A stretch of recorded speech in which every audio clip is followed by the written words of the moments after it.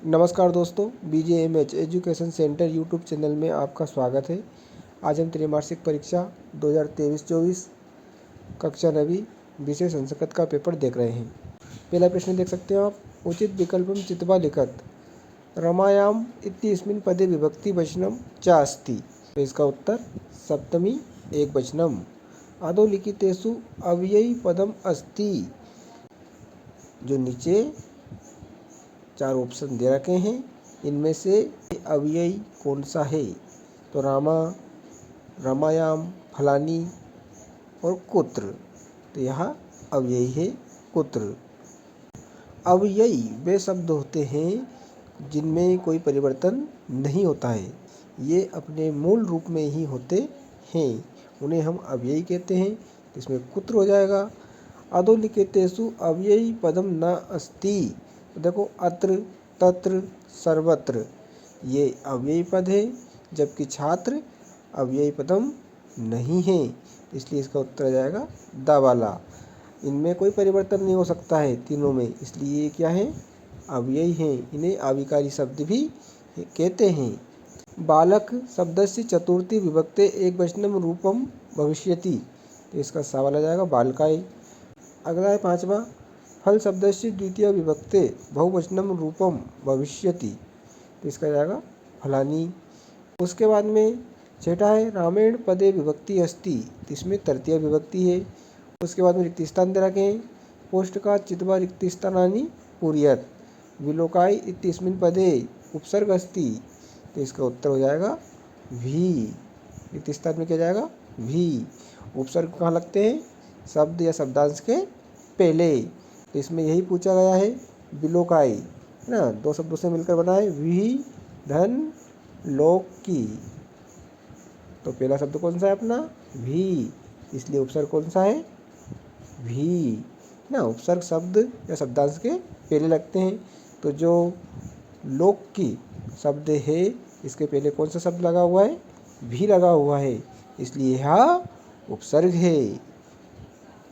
दूसरा देखते हैं हम। पर उपसर्गस्य उदाहरणम अस्ति। तो इसका देखो पर हरेण हो जाएगा। क्या हो जाएगा?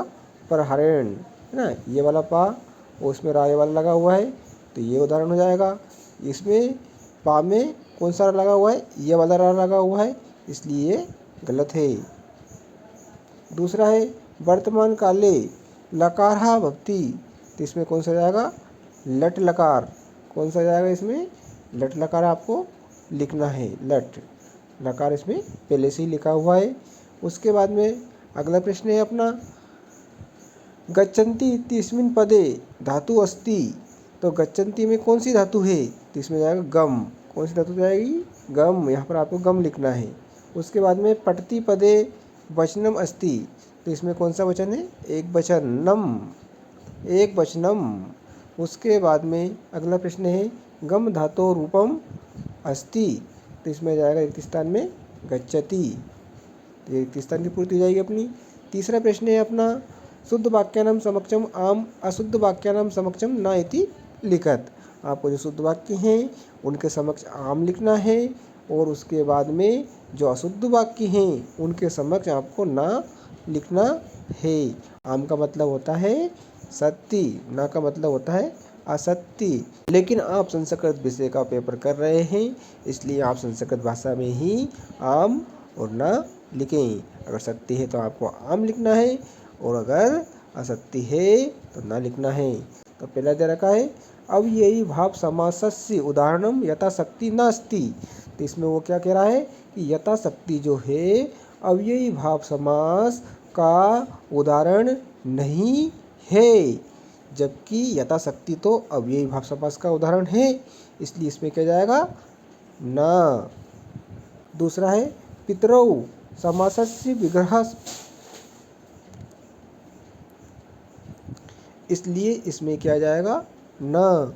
यथाशक्ति, यथाक्रम, यथाविधि, यथामति ये सभी अव्ययी भाव समास के उदाहरण हैं। अव्ययी अभी आपको मैंने बताया था, ऐसे शब्द जिनमें परिवर्तन नहीं होता है। तो यथा क्या है? अव्ययी है ना, इसलिए इसमें अव्ययी भाव समास है। लेकिन इस पहले वाले जो आम नामे जो क्या कह रहा है, यथाशक्ति अव्ययी भाव समास का उदाहरण नहीं है, जबकि है, इसलिए हमने ना लिख दिया है। दूसरा है पितरौ समासस्य विग्रहे माता च पिता च भवति, तो ये है आम है, बिल्कुल सत्य है ना। पितरौ समास्य का हम विग्रह करते हैं संस्कृत में, तो माता च पिता च, ये इसका समास विग्रह हो जाएगा, तो यह सत्य है, इसलिए आम लिख दिया हमने। पितरौ में द्वंद्व समास है ना, जिसमें पितरौ में द्वंद्व समास है, जिस समास में दोनों पद प्रधान होते हैं उसे द्वंद्व समास कहते हैं। पितरौ का अर्थ होता है माता पिता।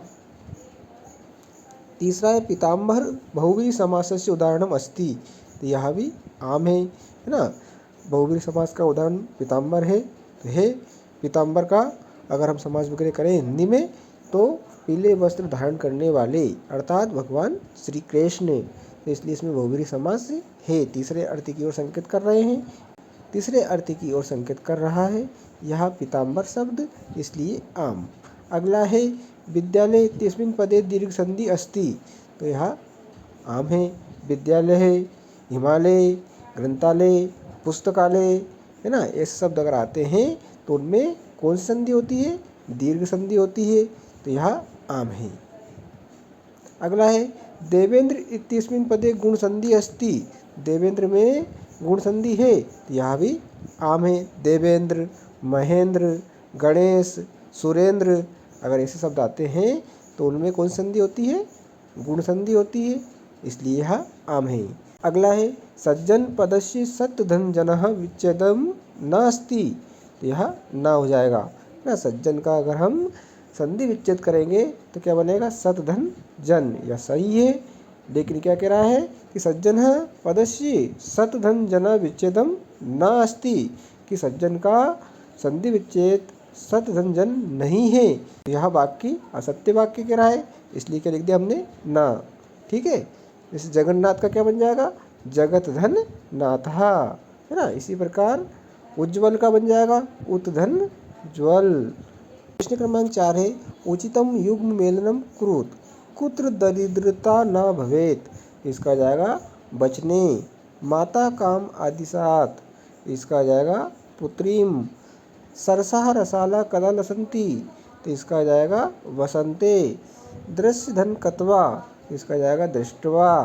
बाल धन टाप, तो इसका जाएगा बाला। उसके बाद में छठा है सहितवा, तो इसका बन जाएगा सीधन कतवा। इस प्रकार से आपको सही जोड़ी बनानी है। पहले के आगे आपको क्या लिखना है, वचने, दूसरे के आगे आपको लिखना है पुत्रीम, तीसरे के आगे लिखना है आपको वसंते, और चौथे के आगे आपको लिखना है दृष्टवा, और पांचवें के आगे आपको लिखना है बाला, और छठे के आगे आपको लिखना है सी धन कतवा। तो यह आपकी सही जोड़ी बन जाएगी। उसके बाद में प्रश्न क्रमांक 5वां है अपना एक पदेन उत्तरम लिखत, तो इसमें एक पद में आपको उत्तर लिखना है। तो तटे शब्दस्य पर्यायी शब्दम अस्ति, तट का पर्यायवाची शब्द क्या है, पर्यायवाची शब्द वे कहलाते हैं जो समान अर्थ देते हैं। तो तटे अर्थात तट, तटे शब्द का हमें पर्यायवाची शब्द लिखना है, तो इसको किनारा बोलते हैं। संस्कृत में लिख रहे हैं इसलिए विसर्ग लगेगा ना। और तटे शब्द जो है संस्कृत भाषा का शब्द है ना। तट हिंदी भाषा का शब्द है। अगला है श्वेतः पदस्य विलोम पदम अस्ति, तो श्वेता का विलोम क्या होगा, कृष्णा। विलोम शब्द किसे कहते हैं हम, वे शब्द जो किसी शब्द के विपरीत अर्थ देते हैं वे विलोम शब्द कहलाते हैं। श्वेत मतलब होता है सफ़ेद, कृष्णा मतलब होता है काला।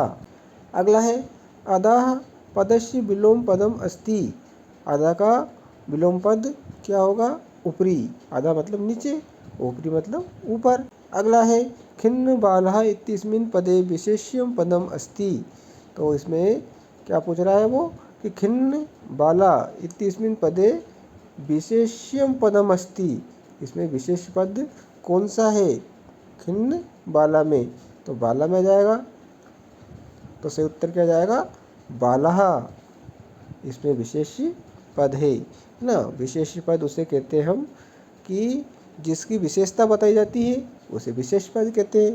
तो बाला की विशेषता कौन सा बता रहा है, खिन्न, तो खिन्न क्या हो जाएगा विशेषण, जो विशेषता बताता है वो विशेषण, संज्ञा सर्वनाम की। जिसकी विशेषता बताई जाती है वो क्या हो जाएगा, विशेष। अगला है कृष्ण सर्प इत्यस्मिन् पदे विशेषणम पदम अस्ति। तो इसमें देखो कृष्ण शब्द जो है किसकी विशेषता बता रहा है, सर्प की। तो कृष्ण जो है विशेषण है और सर्प क्या है, विशेष है ना। इत्यस्मिन् पदे विशेषणम पदम अस्ति। तो इसमें क्या पूछा गया है कि कृष्ण सर्पः जो शब्द है इसमें विशेषण कौन सा शब्द या पद है, तो कृष्ण आ जाएगा। इसका उत्तर क्या जाएगा, कृष्ण। अगला प्रश्न है आम्रमम शब्दस्य पर्यायी शब्दम अस्ति। जो आम्रमम है अर्थात आम का पर्यायवाची शब्द क्या है, तो संस्कृत में इसका हम एक पर्यायवाची शब्द लिख सकते हैं, रसालः। उसके बाद में प्रश्न क्रमांक 6 आप देख सकते हो। आपको प्रश्न क्रमांक 6, 7 आप देख सकते हो, 8 देख सकते हो, 9 देख सकते हो, 10 देख सकते हो, 11 देख सकते हो और 12 देख सकते हो। तो 12 में आपको देखो ये प्रश्न हमेशा आता है, प्रश्न पत्रे समागतान श्लोकान विहाग सब पाठ्य पुस्तकात सुभाषितम एकम लिखत। आपको एक सुभाषित श्लोक लिखना है। तो आपको अपने संस्कृत की जो पुस्तक है उसमें से कम 2 श्लोक अच्छे से याद करना है, जिन्हें आप आसानी से याद कर सकते हो। ऐसे 2 श्लोक आप सुभाषित श्लोक याद करें जो कि परीक्षा में या प्रश्न पूछा ही जाता है। प्रश्न क्रमांक 13 अधोलिखितेषु अशुद्ध वाक्येषु शुद्धि कुरत गणेशः नमः। तो गणेशः ही नमः हो जाएगा। तो इस प्रकार के प्रश्न भी परीक्षा में पूछे जाते हैं जिनको हमें शुद्ध करना होता है। उसके बाद प्रश्न क्रमांक 14 रेखांकित पदानि अधिकृत्य प्रश्न निर्माणम कृत कॉपी द्वे। 2 प्रश्नों का निर्माण आपको करना है। उसके बाद प्रश्न क्रमांक 15 आप देख सकते हो। उसके बाद में प्रश्न क्रमांक 16, प्रश्न क्रमांक 16 जो है अपना रिक्त स्थान से संबंधित है, इसको हम देख लेते हैं।